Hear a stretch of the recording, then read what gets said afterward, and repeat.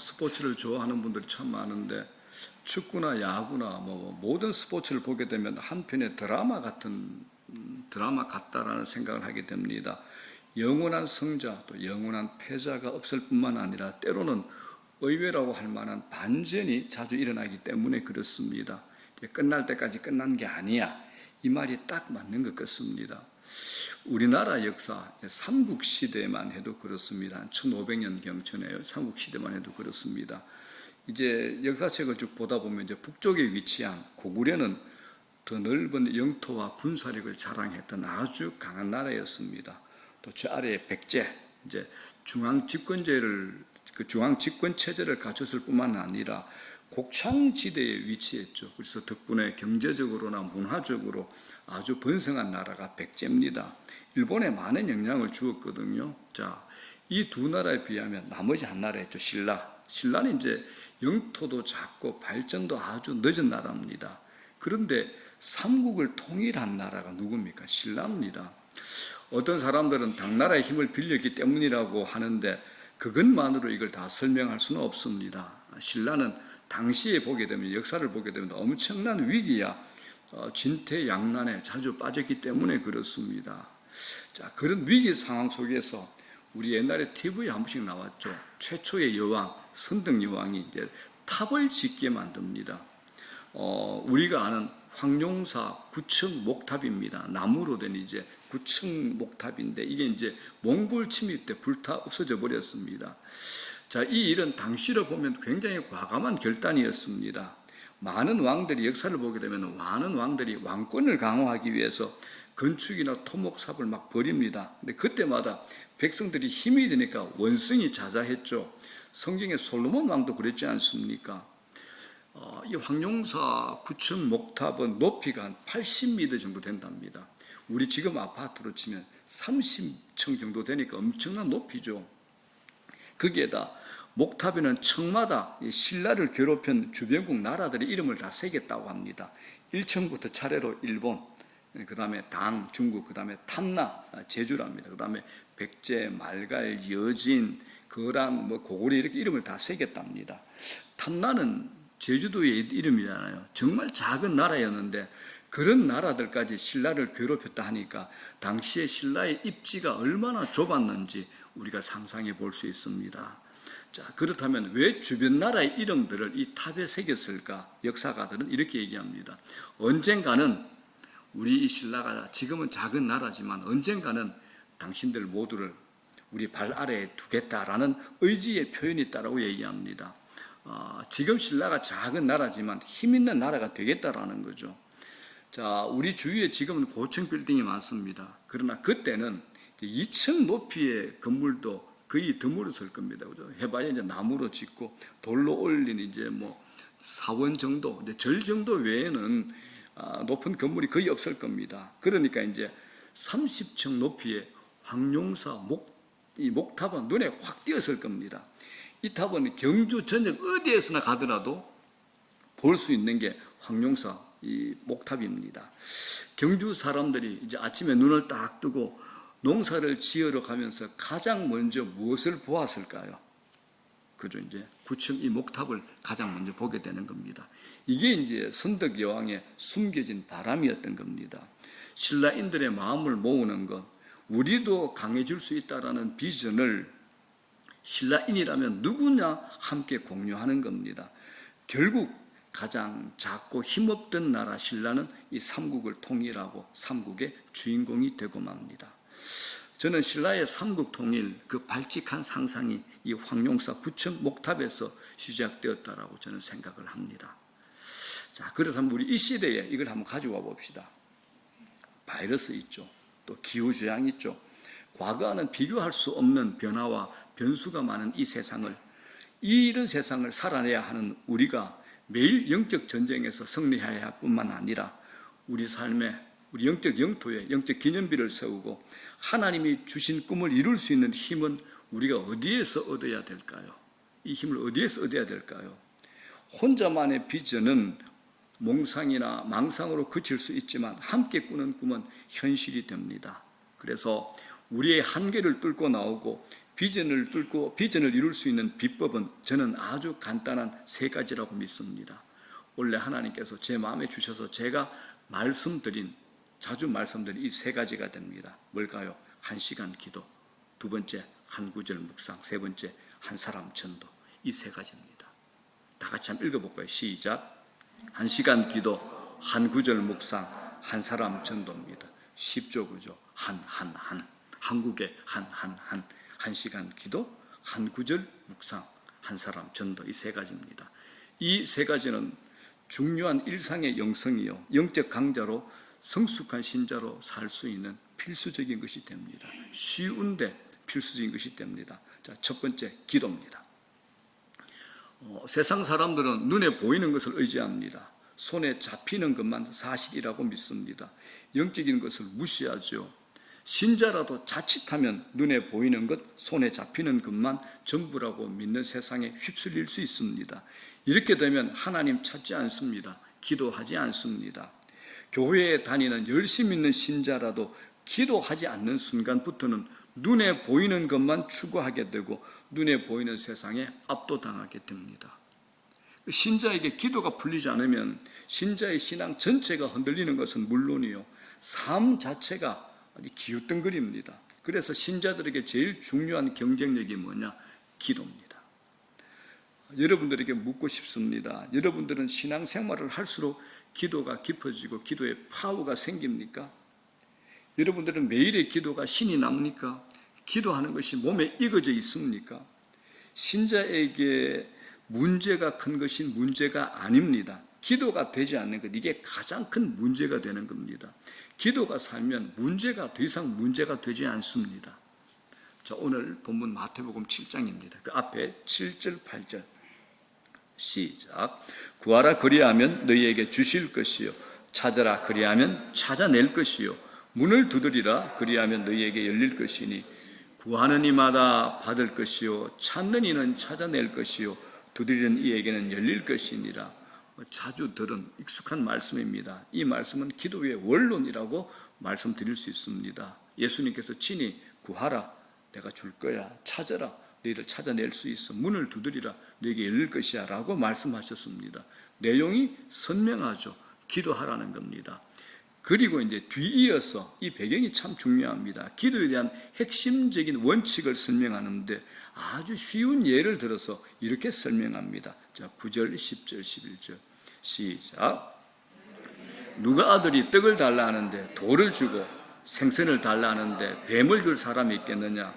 너희가 악한 자라도 좋은 것으로 자식에게 줄 알거든 하물며 하늘에 계신 너희 아버지께서 구하는 자에게 좋은 것으로 주시지 않겠느냐? 짧지만 강력하고 명확하게 이 기도를 자식과 아버지에 대한 관계로 설명을 합니다. 자, 우리 모두는 기도하는 사람입니다. 그러면 기도의 제일 중요한 게 뭘까요? 우리가 생각할 때 내 간절함, 기도의 열심, 내 기도의 시간, 또 기도하면서 흘리는 눈물, 여러 가지가 있겠지만 제일 중요한 게 뭐냐? 기도의 대상입니다. 내 기도를 들으시는 분이 제일 중요합니다. 기도를 들으시는 분, 기도의 대상이 누구신가가 기도에 있어서 제일 중요한 핵심 포인트가 됩니다. 저는 비교적 어린 나이에 중학교 2학년 봄에 아버지를 여의었습니다. 제 아버지가 계시지 않는다는 것, 이건 경제적인 궁핍뿐만 아니라 커다란 상실감과 상처가 제게 남았습니다. 그래서 하나님을 아버지라고 부르는 이 신앙의 세계로 의심 없이 들어올 수 있었던 것 같습니다. 그런데 내게는 이 하나님을 아버지가 아니라 그분을 만족시켜 드려야 하는 종놈처럼 생각하고 등이 휘어지도록 애쓴 시절도 있었습니다. 청소년과 대학생 시절 그리고 40대까지 저는 광적인 신앙생활을 했습니다. 열정, 헌신, 순교자의 정신까지 제겐 충만했습니다.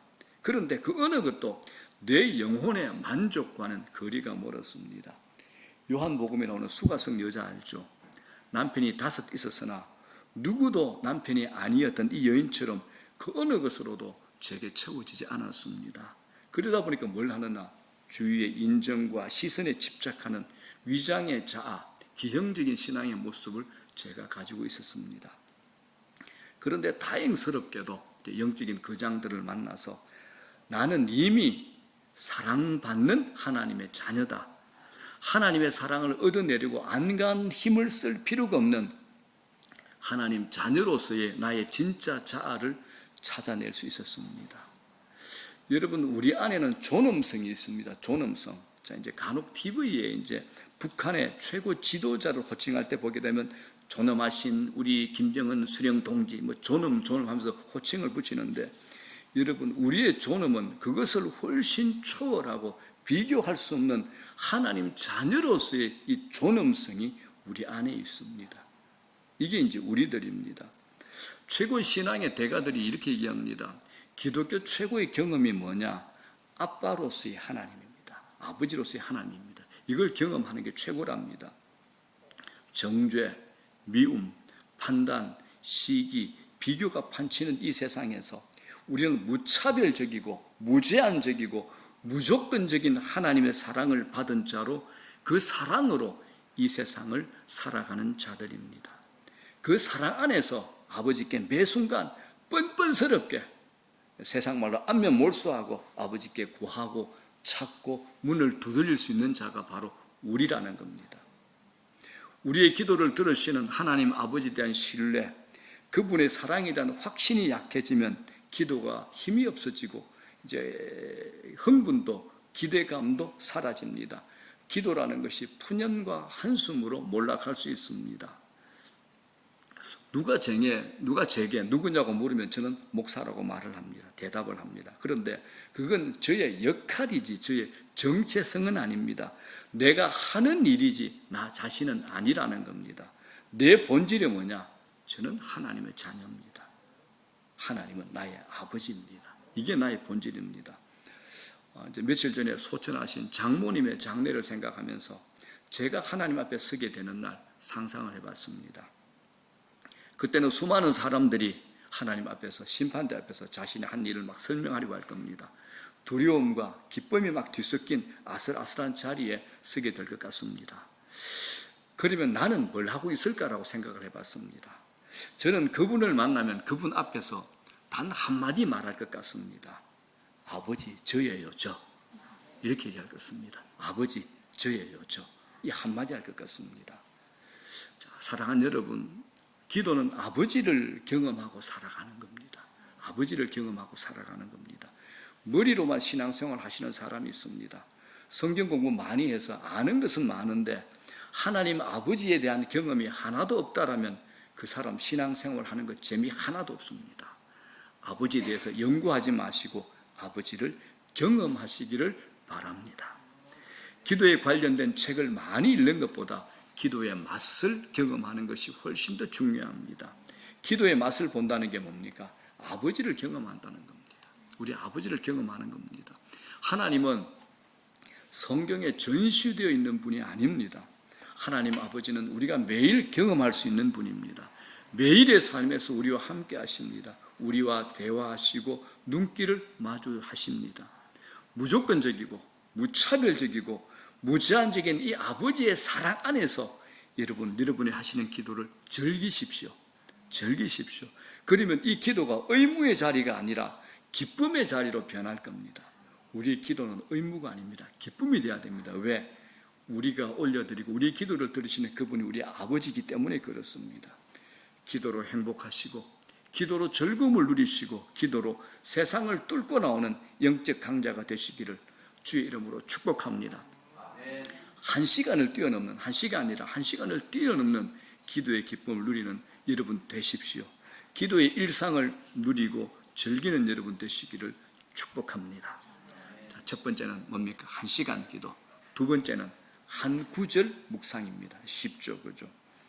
자, 시편의 첫 문을 열면 1편이죠. 제일 먼저 복 있는 사람의 조건을 쭉 설명합니다. 복 있는 사람은 뭐를 하지 않으며 뭐 하지 않으면 뭐 하지 아니하며 이렇게 쭉 나열하다가 2절에 가서는 즉각 정답을 말합니다. 이걸 해야 복 있는 사람입니다. 자, 2절 시작. 오직 여호와의 율법을 즐거워하여 그 율법을 주야로 묵상하는 자로다. 자, 제가 이거는 자주 말했는데 묵상이라는 말의 히브리 원어는 하가입니다. 하가. 이 말은 사자가 먹이를 가지고 어르렁거리는 소리하고 똑같습니다. 그래서 성경이 말하는 묵상은 눈으로 읽어내는 것이 아니라 첫 번째 뭐죠? 소리내어 읽는 겁니다. 묵상은 소리내어 읽는 겁니다. 자, 두 번째 묵상이 뭐냐? 반복하는 겁니다. 반복, 그죠? 자, 2절 볼게요. 이렇게 되어 있죠. 오직 여호와 율법을 즐거워하며 그 율법을 어떻게 묵상하죠? 주야로 묵상입니다. 주야로 묵상한다는 것은 하루 가운데 수시로 반복한다는 겁니다. 소와 양 같은 반추 동물은 풀을 뜯어서 입에 넣은 다음에 오래 씹죠. 그리고 삼킨 음식물을, 위장에 들어가는 음식물을 입 안으로 다시 끄집어 올려가지고 다시 씹는데 이걸 뭐라 그럽니까? 되새김질이라고 배웠잖아요. 묵상이 바로 이 되새김질입니다. 반복이죠. 그 과정을 몇 번이고 반복한답니다. 어떤 반추동물은 2시간, 어떤 반추동물은 8시간 동안 한답니다. 이게 반복입니다. 자, 여러분, 이 성경 한 구절을 반복해서 읽는다고 생각해 보십시오. 참 유익이 많습니다. 반복해서 읽다 보면 본문을 기억하기가 참 쉽습니다. 소리내서 반복해서 몇 번 읽어보십시오. 저절로 기억됩니다. 한 절은요. 묵상하는 본문이 이 머리에 저절로 남게 됩니다. 더불어서 반복해서 읽으면 이 본문이 자연스럽게 해석이 되어집니다. 풀어집니다. 성령께서 우리에게 이 말씀을 조명하시는 거죠. 풀어줍니다. 이해하기 어려웠던 성경 본문도 반복해서 읽다 보면 스스로 풀어집니다. 옛날에 여러분 무슨 주석이 있었겠습니까? 무슨 책이 그렇게 많겠습니까? 그런데 초등학교 나온 우리 권사님들, 장로님들이 성경 해석하는 거 보면 기가 막혔습니다. 이런 뜻이잖아. 대학을 나오고 대학원을 나온 분들도 이해 못하는 것들, 나이 드신 권사님들이, 장로님들이, 초등학교밖에 나오지 않는 분들이 풀어내는 거 보면 기가 막힙니다. 여기에 이 말씀이 있고 저기에 이 말씀이 있고 이렇지 않습니까 하는데 목사님들도 옆에서 고개를 끄덕끄덕합니다. 왜요? 성령께서 풀어주는 겁니다. 늘 반복해서 읽었기 때문에 그렇습니다. 자, 그러면 이 말씀이 내 마음에 새겨집니다. 이 말씀이 나를 이끌고 가는 겁니다. 마음에 깊은 울림과 진동이 있죠.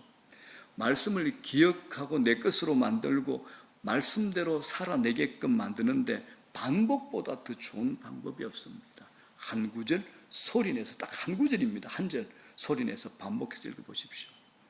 자, 묵상이 뭐냐? 소리내어 반복해서 읽는 것. 세 번째, 여러분들이 제일 잘 못하는 것, 쉬우면서도 어려운 건 뭡니까? 천천히 읽는 겁니다. 자, 세 가지로 제가 자주 말씀드렸습니다.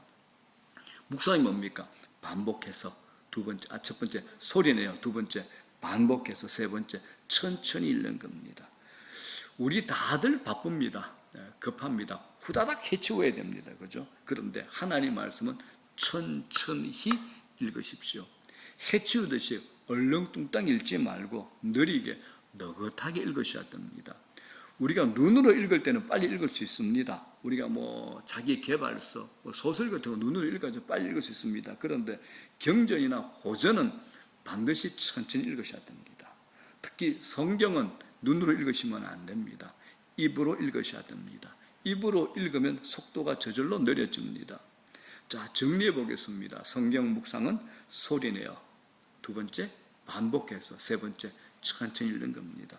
그래서 많은 분량 읽지 마시고 최고의 조건이 뭐냐? 한 구절입니다. 자기가 성경을 쭉 읽어 나가다가 성령께서 마음에 감동을 주시거나 어떤 말씀에 딱 내 마음에 와닿아서 그러면 그 말씀에 멈추어 서는 겁니다. 그 한 구절 말씀에 멈추어서 그 말씀을 묵상하는 겁니다. 그 한 절 말씀을. 그 한 절 말씀을 소리내어 반복해서 천천히 읽는 겁니다. 이 시대 최고의 설교자, 제가 이 설교할 때도 말씀을 드리는데 로이드 존슨 목사님이 자신의 성경 읽기 방식을 이렇게 말합니다. 영국 왕실의 의사입니다. 이 시대 최고의 설교자입니다. 모든 목사님 서재 이분의 책이 없는 분이 없습니다. 자, 이분이 이런 얘기했습니다. 다 같이 한번 읽어볼게요. 시작. 만일 한 구절이 유별나게 부딪혀오면 계속 읽어나가지 마십시오. 즉시 멈춰서 그 구절에 귀를 기울이십시오. 그 구절이 성령을 통해 여러분들에게 말씀하고 있는 겁니다. 아시겠습니까? 제가 기도 설교를 참 많이 했습니다. 요즘은 이제 말씀 묵상에 대한 설교를 하다 보니까 기도 생활이 소원해지고 말씀 묵상에만 매달리는 성도들이 생겨나 어떤 분은 저한테 하소연해요. 목사님, 제가 기도 생활이 무너지는 것 같아요 라고 하소연하는 분이 있습니다. 자, 이럴 때 어떻게 하면 좋을까요? 먼저 우리들의 고정관념을 좀 수정해야 됩니다. 여러분, 묵상을 했다면 그것은 기도도 한 것입니다. 기도도 한 것입니다. 묵상 안에는 기도가 포함되어 있습니다. 실제로 묵상에는 기도가 포함되어 있습니다. 이 시대 최고로 존경받는 존 파이퍼 목사님 이런 얘기를 합니다. 다 같이 읽어볼게요. 시작. 기도와 묵상은 하나님 말씀과 성령처럼 서로 떨어질 수 없습니다. 말씀과 성령이 한 세트잖아요. 기도와 묵상도 한 세트입니다. 기도와 묵상은 서로 분리될 수 없다라는 겁니다. 자, 그러면 이제 궁금한 게 있죠. 해결책이 뭔가? 둘을 통합하면 됩니다. 자, 잘 들어보십시오. 묵상과 기도를 통합하십시오. 저는 이렇게 하고 있습니다. 말씀 읽기가 기도가 되고 기도가 말씀 읽기가 되면 가능하죠. 그죠? 내가 말씀 읽는 게 기도가 돼. 또 기도가 말씀 읽는 것처럼 되면 이게 통합이 되잖아요. 이건 가능해요. 자, 제가 예를 들어 볼게요. 4세기 초대 교부 암브로시우스는 이렇게 말합니다. 성경을 기도가 되도록 읽으면 됩니다랍니다. 성경을 기도가 되도록 읽는 겁니다. 우리가 기도 응답을 얘기할 때 빼놓을 수 없는 인물이 5만 번 응답받은 조지 뮬러입니다. 기도의 사람. 그의 기도 생활의 원천이자 능력의 비결이 뭐냐? 묵상이었다라고 그의 일기에서 말하고 있습니다. 35살 때 쓴 일기장을 보게 되면 이 조지 뮬러가 과원을 운영할 때 얼마나 힘들었겠습니까? 가난한 나라에서. 위기와 산적한 문제들로 매일 싸우면서 마음이 혼란스러운 가운데 있는데 기도하는데 기도의 줄이 안 잡히는 거예요. 1시간을 기도했는데 기도의 줄이 안 잡히고 이 생각 떠오르고 저 생각 떠오르고 그러다가 기도해서 벌떡 잃어버리는 거죠.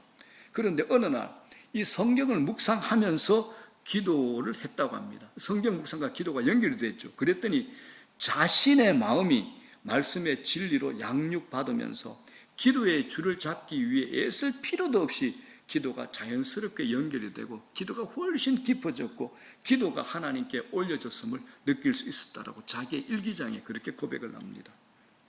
저는 당연합니다. 말씀 묵상에 기도가 포함된다라고 봅니다. 말씀 묵상은 곧 기도입니다.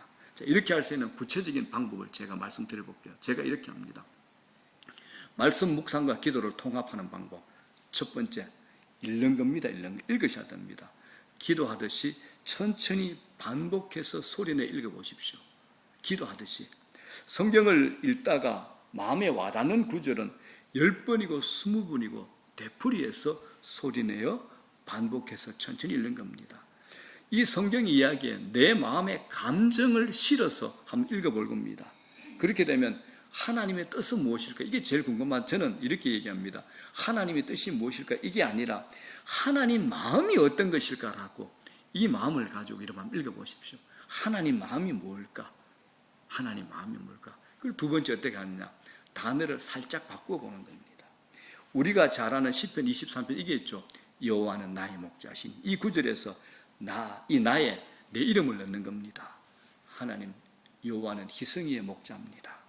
희승이에게 부족함이 없습니다. 이 기도잖아요. 여호와는 희승이의 목자시니 희승이에게 부족함이 없으리로다. 여기에 이제 여러분 가족이나 여러분이 기도하고 싶은 사람 이름을 넣는 겁니다. 이게 누구 이름 한번 넣어볼까? 우리 애기들이 있어야 되는데, 자, 우리 앞에 계신 이정순 권사님. 여호와는 우리 이정순 권사님의 목자시니 이정순 권사님에게 부족함이 없으리로다. 이 말씀을 저는 믿습니다. 라고 이제 기도하는 거죠. 이 중보 기도가 되는 거죠. 이게 이제 여러분 기도문이 되잖아요. 자, 그 세 번째, 제일 마지막 쉽습니다.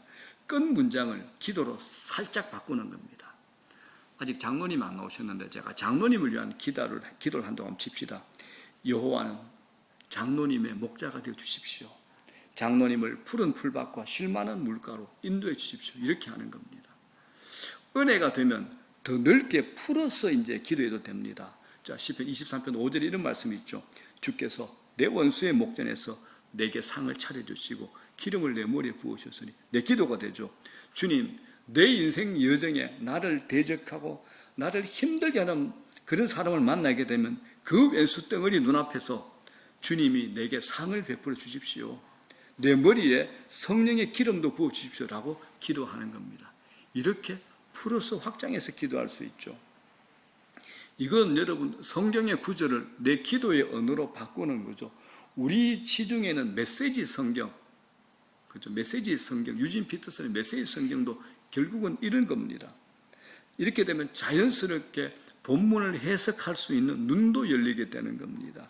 이렇게 기도로 읽는 것은 말씀이 기도되게 하는 방법일 뿐만 아니라 제대로 묵상을 하기 위한 최상의 방법이 됩니다. 여러분 성경을 읽으면 그냥 읽어야지 의지적으로 노력해야 되잖아요. 그러나 기도로 읽게 되면 저절로 풀이가 되고 말씀 이해가 깊어지고 내 마음과 몸에 이 말씀이 새겨지는 겁니다. 무엇보다도 기도 가운데 성령의 이끄심으로 내가 이 성경의 세계 안으로 들어가게 되는 거죠. 그 세계 속에서 하나님의 영광, 신비, 구원의 기쁨, 찬란한 은혜, 위대한 사랑, 놀라운 승리에 압도당하고 하나님을 경험할 수 있게 되는 겁니다. 여러분 묵상과 기도를 통합해 보십시오. 처음엔 어색하고 서툴 수 있습니다. 그런데 두세 번의 고비만 넘기면 넓어지고 깊어집니다. 자, 세 번째입니다. 세 번째가 뭡니까? 한 사람 전도입니다. 자, 제가 여러분들의 세 가지 퀴즈를 내보겠습니다. 자, 마음으로 대답해 보십시오. 자, 성경이 우리 그리스도인에게 가장 강조하는 임무가 뭘까요? 우리 그리스도인에게 가장 강조하는 임무 말입니다. 또 있습니다. 예수님께서 이 땅을 떠나시기 전에 마지막으로 우리에게 부탁하신 일이 무엇일까요? 이게 중요한 이유는 청개구리도 엄마의 유언은 들어줬다는데, 그렇죠? 자, 예수님께서 이 땅을 떠나시기 전에 우리에게 마지막으로 하신 유언 또 있습니다. 이 땅에서 우리가 하는 사역 가운데서 천국에서 받게 될 가장 큰 상급이 약속된 건 무엇일까요? 세 가지 퀴즈에 대한 정답은 딱 한 가지죠. 뭐죠? 전도입니다. 전도. 한 사람 전도입니다. 성경에 주님의 지상 대명령이 있습니다. 우리 그걸 잘 압니다. 마태복음 28장 19절 20절 다 같이 시작. 그러므로 너희는 가서 모든 민족을 제자로 삼아 아버지와 아들과 성령의 이름으로 세례를 베풀고 내가 너희에게 분부한 모든 것을 가르쳐 지키게 하라. 여기 이제 네 가지 동사가 나옵니다. 가라, 제자 삼아라, 세례를 베풀어라, 가르쳐 지키게 하라. 이 동사 네 개가 나오지만 원어를 보게 되면 주 동사는 하나입니다. 제자 삼아라, 제자 삼아라는 겁니다. 신학자들은 이 명령이 너무 엄중하고 무거운 명령이어서 주님의 지상 대명령, The Great Commission이라는 별명을 붙여놨습니다. 이건 지상 대명령이라는 겁니다. 예수님이 우리에게 하신 명령이 수없이 많지만 그 중에 가장 엄중한 명령은 우리가 반드시 순종해야 합니다. 그게 뭐냐? 제자 삼아라. 예수님을 믿는 사람이라면 전도하라는 겁니다. 자, 여러분 전도가 쉬운가요? 어려운가요? 대부분 어렵다고 생각을 합니다. 저도 그랬습니다. 그런데 왜 그랬을까라고 생각을 해보니 제가 속았던 겁니다. 많은 사람들이 복음 전하는 게 얼마나 어려운데라고 당연하게 생각하고 저도 그런 줄로 받아들였는데 성경을 읽고 십자가 복음을 깊게 깨닫고 나니 그건 아니었습니다. 성경은 전도가 어렵다라고 말하지 않습니다. 이건 우리가 어떻게 해야 우리 형편에 맞추어서 우리가 자꾸 받아들이다 보니까 그걸 맞는 말인 것처럼 받아들이다 보니까 지금까지 당연한 것처럼 인식하고 있게 된 겁니다. 자, 사도행전 1장 8절 볼게요. 시작. 오직 성령이 너희에게 임하시면 너희가 권능을 받고 예루살렘과 온 유대와 사마리아와 땅끝까지 이르러 내 증인이 되리라 하시니라. 성령이 너희에게 임하시면 너희가 내 증인이 된다. 자, 예수 믿고 성령을 받으면 우리 안에 권능이 생기는데 그 권능이라는 게 뭡니까? 예수를 전하는 증인이 된다라는 겁니다. 야, 증인이 될 수 있을 거야. 아마 그렇게 되겠지가 아니라 증인이 되리라 라는 말씀입니다. 확신으로 하시는 말씀이죠. 여러분은 성령 받으셨습니까? 예수 믿으면 우리 안에 당연히 성령이 와 계십니다. 그리고 예수 전하는 증인이 당연히 되는 겁니다. 우리나라 최고 기업, 글로벌 최첨단 기업 삼성 창업주는 이병철 회장입니다. 나이 드신 분은 아시죠? 젊은 분들 모르겠지만 저희들 어렸을 때 돈병철 했던 분입니다. 이분이 1987년 임종 직전에 가톨릭 교회 정의체 신부에게 4쪽짜리 질문을 보냅니다. 그 첫 번째가 뭐냐? 하나님의 존재를 어떻게 설명할 수 있는가? 이렇게 시작해서 죽은 이후에 천국이나 지옥으로 간다는 것을 어떻게 믿을 수 있는가? 마지막에 지구에 종말은 오는가라는 24가지 질문을 던집니다. 이병철 회장은 당시에 세상에서 아쉬울 것이라고는 아무것도 없는 사람입니다. 죽음을 앞두고 있다는 것 외에 무엇 하나 부족함이 없는 사람이었습니다. 이 질문 24가지를 살펴보면 얼마 남지 않은 자기 인생을 앞에 두고 하나같이 긴박합니다. 질문 내용도 아주 신중하고 질문 순서도 논리 정연합니다. 오랜 고민과 숙고 끝에 나온 질문이다. 이게 바로 느껴집니다. 사실 이 질문은 이 세상에 두 발을 딛고 사는 모든 불신자들이 가지고 있는 질문입니다. 죽음 이후의 생에 대해서 자신이 없는 거죠. 그런데 저는 많이 봤습니다. 하나님 앞에 신실한 분들, 믿음이 견고한 분들은 죽음 앞에서조차 그렇게 초연할 수가 없습니다. 자식들에게 유언으로 내가 죽으면 주님의 나라, 저 천국으로 갈 텐데 울지 마라. 장례식장에서 기쁨의 찬송을 들고 기쁨의 찬양을 해라 라고 유언하신 분들도 있습니다. 그래서 이 장례식장이 슬픈 장소가 아니라 천국으로 가시는 천국 환송식이 되는 겁니다. 그래서 저희들이 목사들이 예배 인도하러 갈 때 신앙이 있으신 분들은 예배 주제가 뭡니까? 천국 환송 예배라 그럽니다. 천국으로 보내는 예배죠. 여러분, 이병철 회장께서는 누구도 갖지 못한 재물과 부귀를 가졌지만 자신의 존재에 관한 실존적인 죽음에 대한 해답을 얻지 못한 채 그렇게 고민하며 발버둥 쳤던 겁니다. 그런데 여러분, 우리는 해답을 알고 있습니다. 우리는 결론을 가지고 사는 자들입니다. 확신을 가지고 사는 자들이죠. 예수 믿으면 천국의 시민권이 있다는 걸 분명히 성경은 약속합니다. 빌립보서 뭐라 그럽니까? 다 같이 시작. 그러나 우리의 시민권은 하늘에 있는지라. 거기로부터 구원하는 자 곧 주 예수 그리스도를 기다리노니. 우리의 시민권 하늘에 있습니다. 반대로 예수를 믿지 아니하면 불못의 영원한 형벌을 당한다라고 선명하게 성경은 강조합니다. 요한계시록 20장 시작. 누구든지 생명책에 기록되지 못한 자는 불못에 던져지더라. 여러분, 영원한 천국의 시민권을 가질 것인가, 영원한 불못의 저주 속에 던져질 것인가, 이 두 가지 길밖에 없습니다. 여기는 오늘은 일부 예배는 캐도릭이 있는 분이 없는데 성경에는 연옥이 없습니다. 연옥이라는 중간지대는 없습니다. 제가 목회하면서 성도들의 신앙을 봅니다. 누구의 신앙이 제일 뜨거운가? 누가 이 땅에서 가장 행복한 삶을 사는가? 이 땅에서 누가 하나님의 복을 누리며 사는가? 이 세 가지 질문의 답도 하나입니다. 바로 전도하는 사람입니다. 전도하는 사람입니다. 내가 복음을 알고 십자가를 알면 여러분 전도하게 되어 있습니다. 전도하셔야 됩니다. 내가 전도할 마음이 안 생긴다. 기도하셔야 됩니다. 이게 무엇을 의미하는가? 내가 복음을 머리로만 알고 있는 겁니다. 그러면 이제 전도할 마음이 안 생깁니다. 영원한 지옥을 믿지 않고 내가 죽었다가 다시 살아나는 것도 믿지 않는 겁니다. 정말 이 사실을 믿는다면 우리에게 부활이 있다. 예수 믿지 않으면 영원한 저주의 지옥에 간다. 이걸 믿는다면 우리는 당연히 전도하게 되어 있습니다. 자, 이제 말씀 정리합니다. 얼마 전까지만 해도, 우리나라에서 얼마 전까지만 해도 기독교를 대항하고 대적하는 이단과 문화는 소수였다고 합니다. 그런데 지금은 기독교를 반대하는 힘과 세력이 절반을 뛰어넘어 버렸습니다. 거기다가 바이러스 팬데믹, 전 세계 곳곳에 폭탄처럼 터지는 기후재앙을 우리가 마주합니다. 이걸 보면서 하나님의 시간표가 긴박하게 돌아가고 있다. 이 느낌을 지울 수가 없습니다. 이렇게 변수도 많고 신자가 살아가는 이 세상에 반칙도 많은데 우리 성도들이 우리가 어떻게 살아야 될까? 명쾌하고 선명한 핵심 신앙으로 이 세상을 뚫고 나갈 굵은 메시지가 없을까라는 것이 제 고민이었는데 어느 날 새벽에 하나님께서 주신 말씀이 오늘 이 말씀입니다. 세 가지입니다. 다 같이 시작. 1시간 기도, 한 구절 묵상, 한 사람 전도, 이겁니다. 1시간 기도, 한 구절 묵상, 한 사람 전도입니다.